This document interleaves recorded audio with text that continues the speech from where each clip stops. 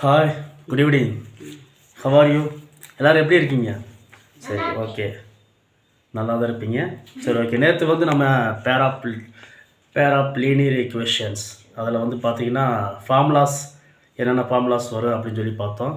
So இன்றைக்கி வந்து அந்த சிஸ்டம் ஆஃப் ஈக்குவேஷன்ஸில் வந்து பார்த்தோன்னா கன்சிஸ்டன்ட் அண்ட் ஆர் இன்கன்சிஸ்டன்சி அதை எப்படி வந்து யூஸ் பண்ணணும், அந்த ஃபார்முலாஸை எப்படி வந்து ஒரு சம்மு கேட்டாங்கன்னா அதுக்கு எப்படி வந்து ஆன்சர் பண்ணணும் அப்படின்னு சொல்லி பார்க்கலாம். ஓகேவா? சரி, இதில் பாருங்கள், இந்த பிரதர்ஸ் யூனியனில் கொஷின்ஸ் வந்து கேட்டிருக்காங்க. அதில் வந்து the value of P for which the pair of equations px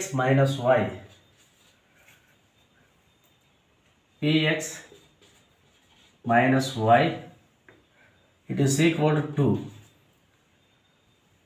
then 6x minus 2y it is equal to 3. இதில் will have infinitely solution அப்படின்னு சொல்லி கொடுத்துருக்காங்க. infinite solution.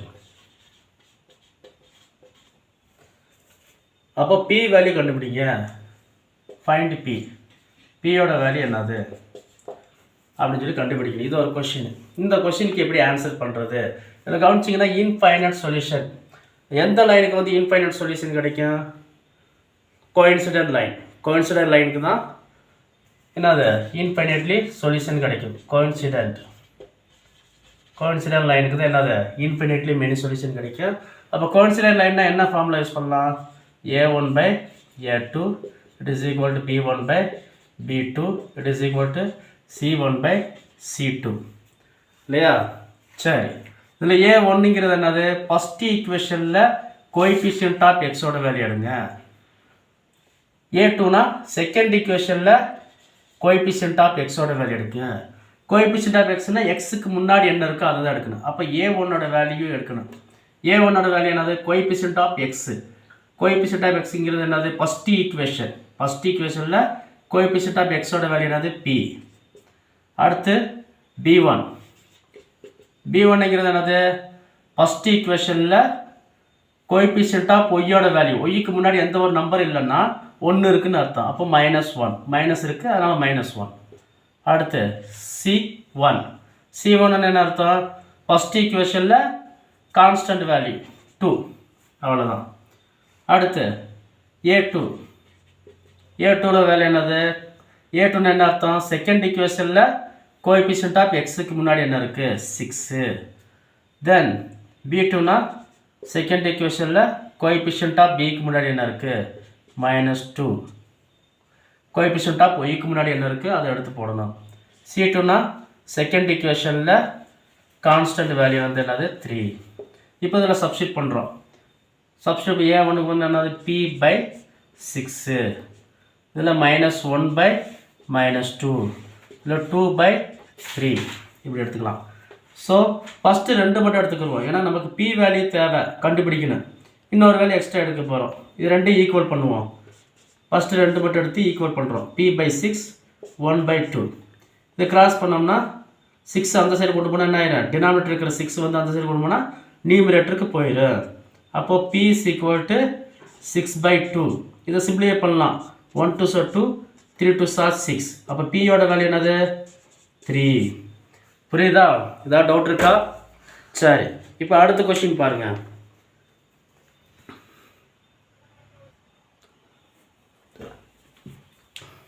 ஓகே, அடுத்ததில் பார்த்தீங்கன்னா ஒரு செகண்ட் கொஸ்டின் பார்க்கலாம்.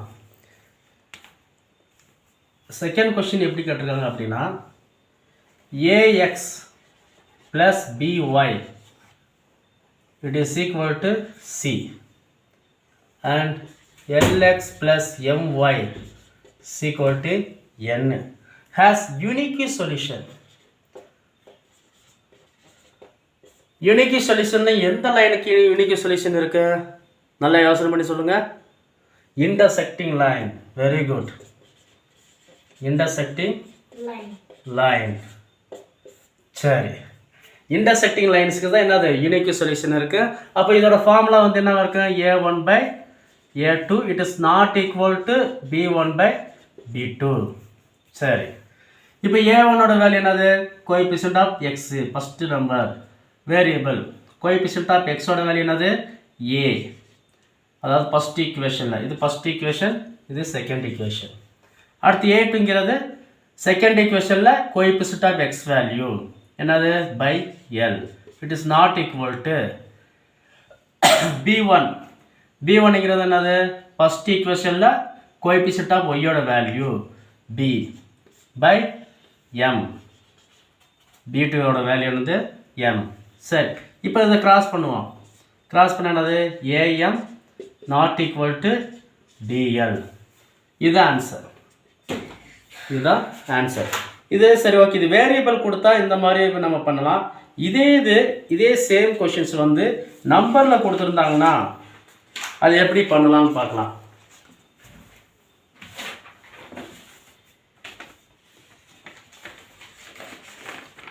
கவனிங்க தேர்ட் கொஸ்டின் பாருங்க 6x plus 2y it is equal to 3 and kx plus y is equal to 2 இது ஒரு யூனிக் சொல்யூஷன் இல்லையா யூனிக்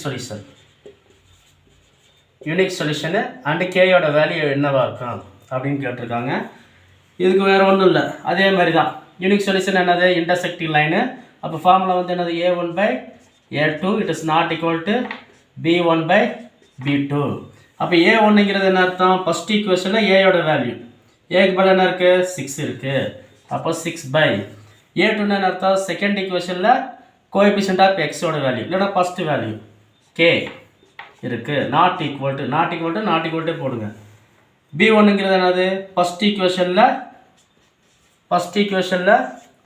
கோஎஃபிஷியன்ட் ஆஃப் ஒய்யோட வேல்யூ என்னது 2 பை b2ங்கிறது என்னது செகண்ட் ஈக்குவேஷனில் கோஎஃபிஷியன்ட் ஆஃப் ஒய்யோட வேல்யூ என்னது +1 அப்போது கேயோட வேல்யூ இப்போ ரெண்டு சைடு பார்த்தீங்கன்னா நான் ரெசிப்ரோக்கல் எடுக்கிறேன் ஸோ ரெசிப்ரோக்கல் எடுத்தோம்னா என்னது k 6/kங்கிறது k/6 ஏன் ரெசிப்ரோக்கல் எடுக்கிறேன் என்ன அப்படின்னா நம்ம k வேல்யூ கண்டுபிடிக்கணும் ஆனால் கேங்கிறது எங்கே இருக்குது டினாமினேட்டரில் இருக்குது நியூமினேட்டரில் இருந்தால் மட்டும்தான் நம்ம k வேல்யூ கண்டுபிடிக்க முடியும் நாட் ஈக்குவல் டு 2/1 ரெசிப்ரோக்கல் எடுத்தோம்னா 1/2 இப்போ 6 அந்த சைடு கொண்டு போனால் என்ன ஆயிரும் k not equal to so denominator 6 வந்து நியூமினேட்டருக்கு போயிடும் 6/2 இதை சிம்பிளிஃபை பண்ண என்னது 3 இதுக்கு என்ன மீனிங் அப்படின்னா கேயோட வேல்யூ 3 தவிர மற்ற எல்லாமே இருக்கு அப்போது k is a real value except 3 அப்படின்னு நம்ம எழுதலாம் so the value of k is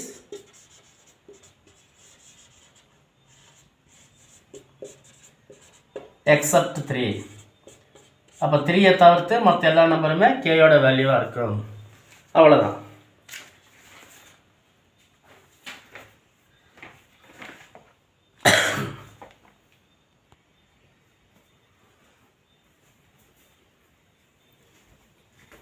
okay so next question பார்க்கலாம் இந்த கொஷின் கவனிங்க 3k plus 1 into x then 3y it is equal to 5 it is a first equation 2x minus 3y equal to -5 second equation இதில் infinite of solution வந்து இருக்குது so infinite of solution என்னப்பா coincident line இல்லையா coincident line மறந்துடக்கூடாது சரி coincident line எப்படி இருக்கும் a1 by a2 it is equal to b1 by b2 it is equal to c1 by c2 so a1 என்ன அர்த்தம் ஃபர்ஸ்ட் ஈக்குவேஷனில் எக்ஸுக்கு முன்னாடி என்ன இருக்கோ அதுதான் இல்லையா எக்ஸுக்கு முன்னாடி என்ன வேணால் எடுத்துகிட்டு போட்டேன் அதை அப்படியே எடுத்து எழுதுங்க 3k a1க்கு பதிலாக எழுதுங்க தென் பை a2னா செகண்ட் ஈக்குவேஷனில் எக்ஸுக்கு முன்னாடி என்ன இருக்கோ அதை அப்படியே எழுதணும் it is equal to b1 என்னது ஃபர்ஸ்ட் ஈக்குவேஷனில் ஒய்க்கு முன்னாடி என்ன இருக்கோ அதை எடுத்து எழுதணும் ஒய்க்கு முன்னாடி என்ன இருக்குது +3 இருக்குது டிவைட் பை b2னா செகண்ட் ஈக்குவேஷனில் ஒய்க்கு முன்னாடி என்ன இருக்கோ அதை எடுத்து எழுதணும் then it is equal to c1 என்னது கான்ஸ்டன்ட் வேல்யூ ஈக்குவல்ட்டுக்கு அந்த சைடு இருந்தாலும் சரி ஈக்குவல்ட்டுக்கு இந்த சைடு இருந்தாலும் சரி ஸோ c1 என்ன அர்த்தம் ஃபர்ஸ்ட் ஈக்குவேஷனில் கான்ஸ்டன்ட் வேல்யூ 5 C2னா செகண்ட் ஈக்குவேஷனில் -y. சம்டைம்ஸ் பார்த்தீங்கன்னா இது வந்து ஈக்குவல்ட்டுக்கு முன்னாடியே இருக்கும். நம்பர்ஸ் வந்து ஈக்குவல்ட்டுக்கு முன்னாடியே இருந்தால் அதுக்கு பேர் என்னது, அது கான்ஸ்டன்ட் தான். வெறும் நம்பர் மட்டும் வந்தாலே கான்ஸ்டன்ட்டு. ஸோ எக்ஸு ஒய் அந்த நம்பரோட எக்ஸோ இல்லை ஒய்யோ சேர்ந்து வந்துச்சுன்னா அதுக்கு பேர் வேரியபிள் டேர்ம் இல்லையா. சரி, இதில் நான் ஃபஸ்ட்டு 2 எடுத்துக்கலாம். ஸோ இந்த 3 கேன்சல் பண்ணலாமா? அப்போ -1 இருக்குதுன்னு அர்த்தம். அப்போ இந்த ஃபஸ்ட்டு 2 எடுத்துக்கிடுவோம். அப்போது 3k + 1/2 it is equal to -1. 3k + 1 it is equal to 2 அந்த சைடு 2 வந்து அந்த சைடு போச்சுன்னா, ஸோ டினாமினேட்டர் 2 வந்து அந்த சைடு போச்சுன்னா இன்ட் ஆகிடும். அப்போ -1 × 2 -2. அப்போ 3k, ஸோ -2 + 1 அந்த சைடு போச்சுன்னா -1. அப்போது 3k it is equal to -3. அப்போ k is equal to என்னவா இருக்கும்? 3 அந்த சைடு ஒரு நம்பரை மட்டும் அந்த சைடு கொண்டு போனால் என்னவா மாறிடும்? டிவைடாக மாறும். ஏன்னா இதை நம்ம எப்படி ரீட் பண்ணணும் அப்படின்னா 3 × k அப்படின்னு தான் சொல்லுவோம் இல்லையா. 3 × k தான் 3k. அப்போ அந்த 3யை மட்டும் நம்ம அந்த சைடு வேரியபிள் விட்டுட்டு 3யை நம்பர் மட்டுமோ இல்லை வேரியபிள் மட்டுமோ அந்த சைடு கொண்டு போனோம்னா டிவைட் மல்டிப்ளிகேஷன் இருந்தால் டிவைட் ஆயிரும். இப்போது 3யை மட்டும் அந்த சைடு கொண்டு போனோம்னா நமக்கு என்ன ஆயிரும்? டிவைட் ஆயிரும். அப்போ -3/3. அப்போது 1. அப்போ இட் இஸ் ஈக்குவல் டு கேயோட வேல்யூ -1. சரி, அடுத்த கொஸ்டின் பாருங்கள். 2x - 3y = 0. இது ஈக்குவேஷன் நம்பர் 1. kx + 6y = 0. இது ஈக்குவேஷன் நம்பர் 2ன்னு எடுத்துக்கலாம். ஹேஸ் non-zero சொல்யூஷன் அப்படின்னு சொல்லி கொடுத்துருக்காங்க. இது என்னன்னா ஃபஸ்ட்டு வந்து நம்ம கன்சிஸ்டன்ட்டு இன்கன்சிஸ்டன்ட் பார்த்தோம். அடுத்து இன்ஃபைனைட் ஆஃப் சொல்யூஷனா இல்லை யூனிக் சொல்யூஷனா இல்லை லைனை வச்சு என்னென்ன line, intersecting line, parallel line, coincident line, இந்த மாதிரி 3 டைப்ஸ் ஆஃப் லைன்ஸ்லாம் பார்த்தோம் இல்லையா. இது என்ன நான்-ஜீரோ சொல்யூஷன். நான்-ஜீரோ சொல்யூஷன் கேட்டாங்கன்னா எப்படி கண்டுபிடிக்கிறது? வேறு ஒன்றும் இல்லை. நான்-ஜீரோ சொல்யூஷன்னா ஜீரோ சொல்யூஷன் எதுக்கு இருக்குது? முதல்ல பேரலல் லைன்ஸுக்கு இருக்குது. ஜீரோ சொல்யூஷனுங்கிறது எதுக்கு இருக்குது? Parallel line.